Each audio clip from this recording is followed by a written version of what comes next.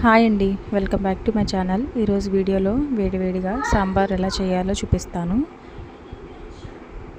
చాలా ఈజీగా అండ్ చాలా ఫాస్ట్గా కూడా అయిపోతుంది. మీరు ఈ ప్రాసెస్లో తప్పకుండా ట్రై చేయండి. ముందుగా కందిపప్పుని ఇలా ఉడికించుకుని పక్కన పెట్టుకోవాలి. ఇప్పుడు ఒక పెద్ద గిన్నెలోకి మీ దగ్గర అవైలబుల్గా ఉన్న కూరగాయలన్నీ కట్ చేసుకుని ఇలా వేసుకుని ఆ కూరగాయలన్నీ మెత్తగా అయ్యేంత వరకు ఉడికించుకోవాలి.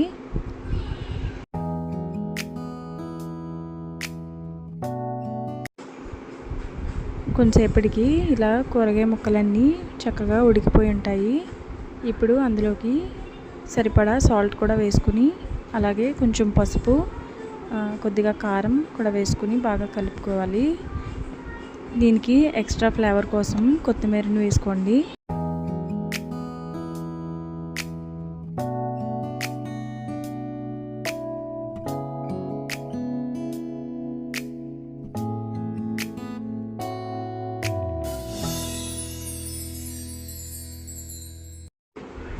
ఇలా బాగా మరుగుతున్నప్పుడు ఇందులోకి ఒక నిమ్మకాయ సైజ్ అంతా చింతపండుని రసం తీసి పక్కన పెట్టుకుని అందులో వేసుకోవాలి. ఇందులోకి మీకు ఇష్టం ఉన్న వాళ్ళు బెల్లం కూడా వేసుకోవచ్చు. బెల్లం ఇష్టం లేని వాళ్ళు స్కిప్ చేయొచ్చు. వేసి అంతా బాగా మరిగించుకోవాలి.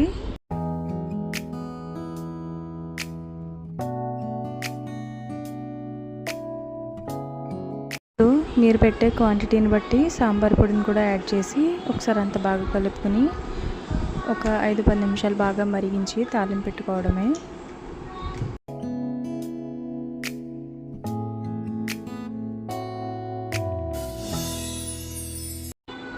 తాలింపు కోసం ప్యాన్లో ఆయిల్ వేసి ఆయిల్ హీట్ అయ్యాక వెల్లుల్లిపాయలు, ఆవాలు, జీలకర్ర, ఎండుమిర్చి, కరివేపాకు వేసి బాగా వేయించుకుని ఆ తాలింపుని సాంబార్లో వేసి కలుపుకుని కొత్తిమీర పెట్టి మూత పెట్టి ఒక 5 నిమిషాలు పక్కన పెట్టిన తర్వాత సర్వ్ చేసుకుంటే చాలా టేస్టీగా ఉండే సాంబార్ అయితే రెడీ అవుతుంది.